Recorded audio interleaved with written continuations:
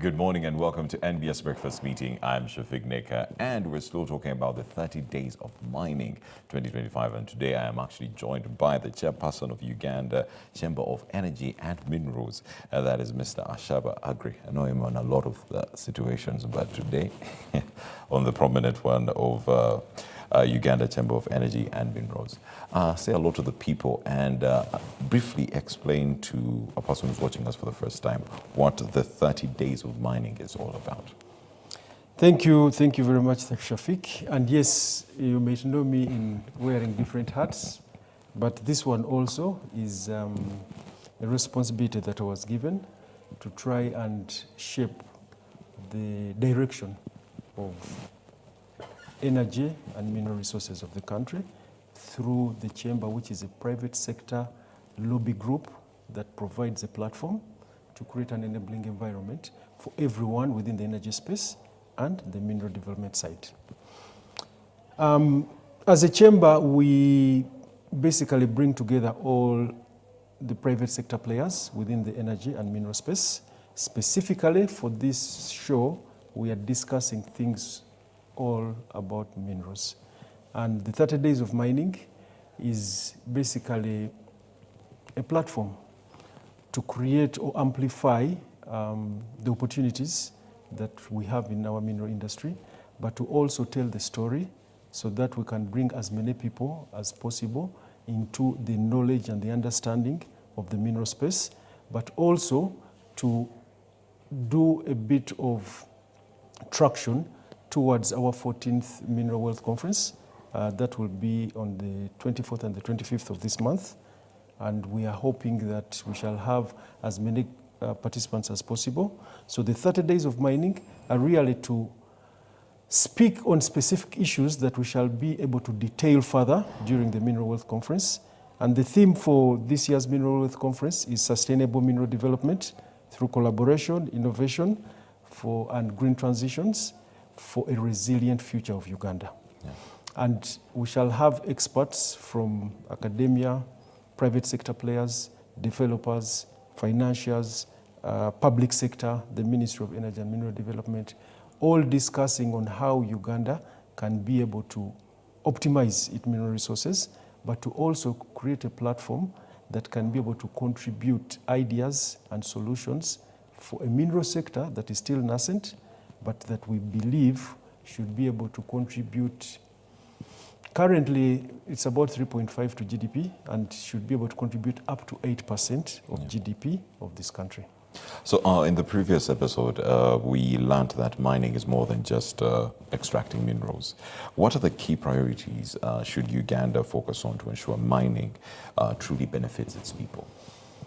I think, yes, the extraction has a negative connotation because the premise of what they used to call extractive industry is that you just go into the ground, take whatever you take, and do whatever you want to do with it.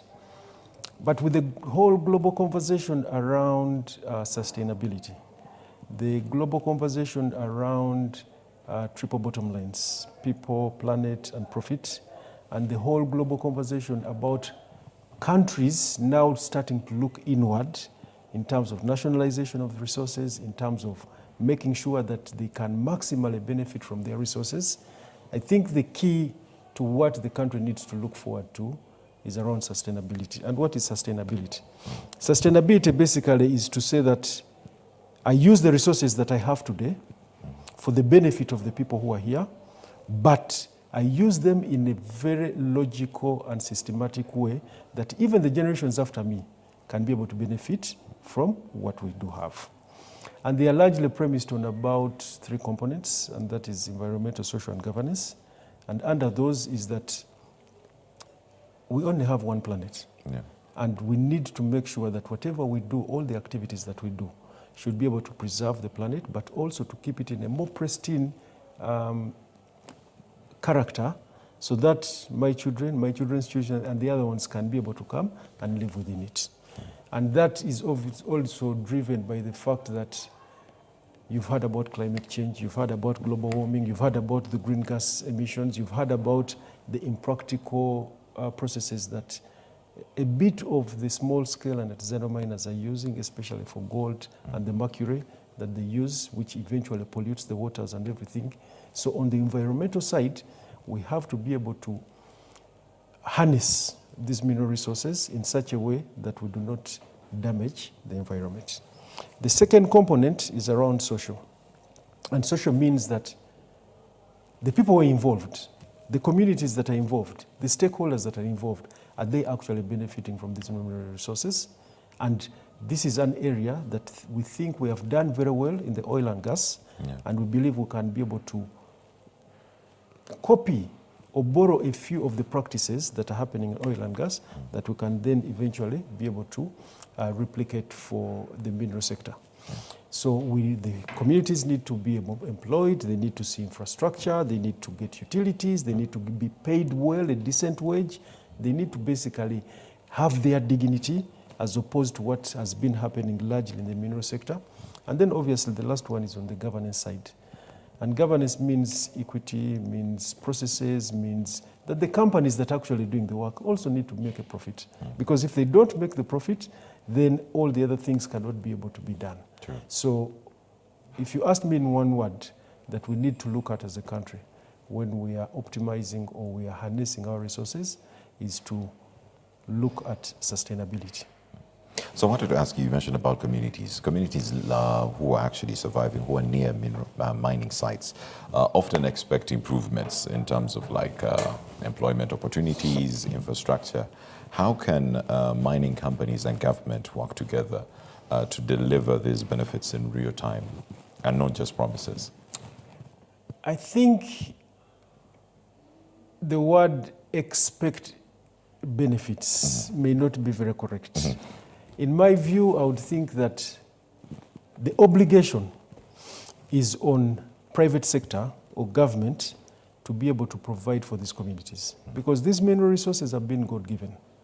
They're in the areas where these communities are, and it's only right and just and proper and good business to make sure that the people who have kept those parcels of land, those mineral resources in the ground, if it comes to a point where you're going to extract value out of them, they must be able to benefit.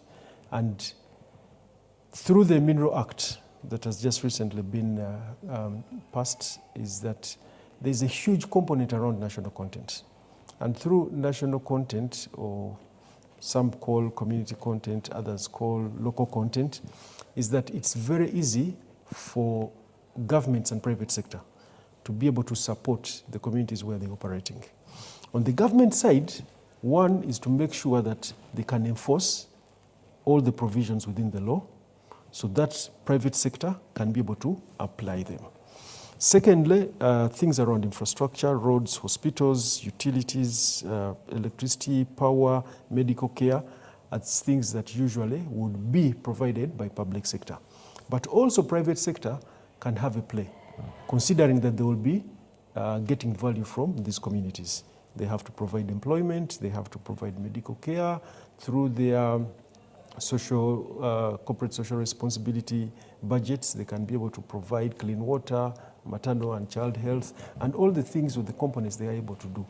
But the things that give dignity to communities is to make sure that they are included within the value chain by being employed, by being trained, by passing on skills, by creating opportunities for them to provide goods and services, and making sure that the economic activity taking place in the community will actually translate into a socio-economic transformation for the communities. And if that is not done, then you find a challenge with how the resources eventually get optimized. Resource costs, as you've seen in certain countries, then you'll have conflict, then you'll have, because when people do not identify, when people do not own the project or the economic activity within their communities, then you'll have to invest in security, you have to get in private contractors, you have to do all sorts of things. Whereas, for example, and we've had a good case study for the oil and gas. I mean, you don't have private contractors, you don't have people trying to secure movement of expatriates or economic activity. Why? because the communities have been engaged, they are participating, they are employed, they are supplying goods and services, and they are being meaningfully engaged in the activities that are happening in the Albertine area. Yeah. So I wanted to ask you, small-scale miners actually contribute like 90% of Uganda's mineral output. What policies or initiatives are most critical to support in formalizing and, of course, dignifying their work? I think the issue around small-scale mining has taken the chamber about 12 to 15 years for them to get recognized by the law. If you recall that in the last Mineral Act is that artisanal and small-scale mining was largely illegal. And anyone that was caught doing any of that activity would be ending up in jail. Yeah. Now, that stigma and that mentality is still prevailing even now after the law has actually recognized them. People still believe that it is not proper for them to actually do artisanal and small-scale mining. And a few of those, so it's going to take a bit of time to change this mentality, to change the stigma, and how the people who are involved in artisanal and small-scale mining view the state, view enforcement, view the regulators, view the attendant processes and procedures that the law is intended to cure. So when they were recognized by the law, recently around May, the regulations to operationalize the law for small-scale and artisanal mining were also passed. And under those, they can be formalized in terms of getting licenses and everything. But from the chamber perspective, one of the things that we're trying to do with a couple of partners is to try and bring them into cooperatives, get them into a more formal structure so that they can be able to access professional services, financing, training, skills development, equipment, so that they can then transition from the rudimentary methods of work that they have been using that have largely been illegal into something that is more formal, something that is more regulated, and something that will be able to give them more value, but also put them in the bracket that can be able to attract the necessary funding, the necessary training and expertise to improve on their household incomes. Yeah. So I wanted to go, Uganda is very rich in strategic minerals that actually contribute and are very vital to global energy transition. How do we move from just exporting raw materials to building local industries that add value and, of course, create some jobs? I think that's a very complex question, because I think His Excellency the President has provided that direction. He has been very assertive on the fact that we can no longer export any raw materials as a sector, and that he has put his foot down. So now we need now to relook. First of all, you need to understand that most of the legal provisions have been providing for largely upstream, not much of the midstream and the downstream sectors. And in this case, I'm talking about getting the mineral from the ground, usually for export as ore, and now we need to go into the processing and then the refining and then the final product. The same value chain that you see for oil and gas.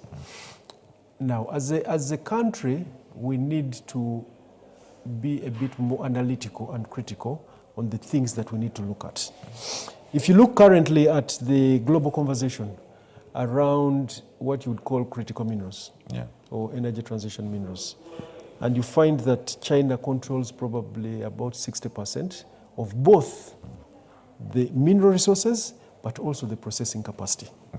And that they can put a country like the US on tenterhooks when they say we will not be able to sell you our critical mineral chips for you to use in your defense and security industry, to use in your automotive industry, or to use in your technology industry.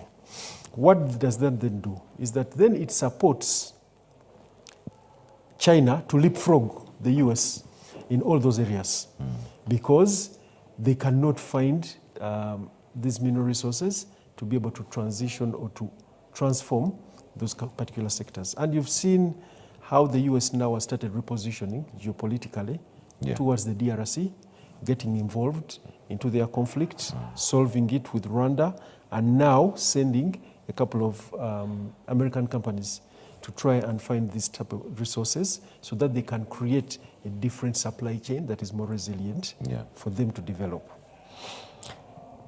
Why am I saying that?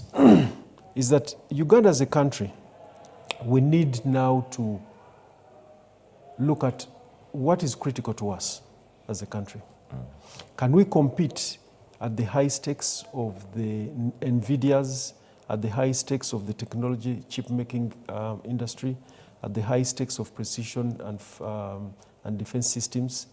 Is that the area we need to focus on? Yes, it's quite huge in terms of potential, but is that something that we'd like to do? Or as a country that is trying to get into middle income status, we need to look more at things like cement, we need to look at more things like granite, so that conversation we need to have. However, back to your question, as just giving context there, is that as a country, we need to invest in the legal frameworks and operational frameworks to be able to attract people within the midstream and the downstream. Currently, and usually the mineral sector, because mineral resources are not homogeneous. It's not like oil and gas. So what you need to do for, say, vermiculite is not the same for cobalt, it's not the same for gold, it's not the same for rare earth elements, it's not the same for platinum group of metals, it's not the same for any type of mineral. Now, what makes us competitive as a country? And this is where we need to have a conversation. And as a chamber, we have had a discussion with the ministry, and we're saying, can we look at 5 to 10 minerals in terms of global competitiveness, so we can focus on those and then grow that complete value chain, so that when it comes to maximizing or optimizing the value we can extract from them, that's where we need to put our money, as opposed to doing everything and not doing anything.